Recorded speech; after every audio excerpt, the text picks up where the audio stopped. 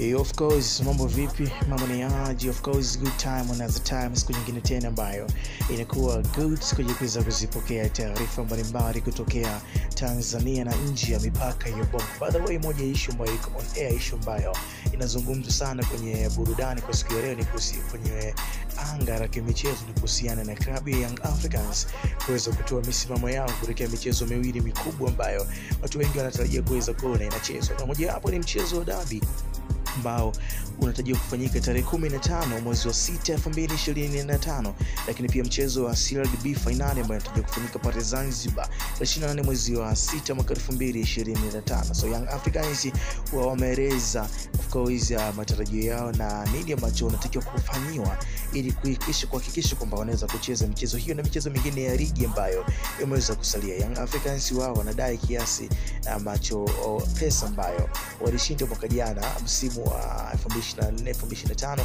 katika ligi ya NBC, katika ligi ya CRDB ambapo walikuwa mabingwa na hawakuweza kuchukua pesa yao. So wamefanya mkutano na waandishi wa habari siku ya jana of course pale kwenye makao makuu yao ya Jangwani na kueleza matarajio yao na nini ambacho wanakitamani zaidi kuweza kutokea licha ya kwamba michezo hiyo inataka kuchezwa hivi karibuni. Young Africans wao wanakwambia hawachezi CRDB finali mpaka waweze kulipwa.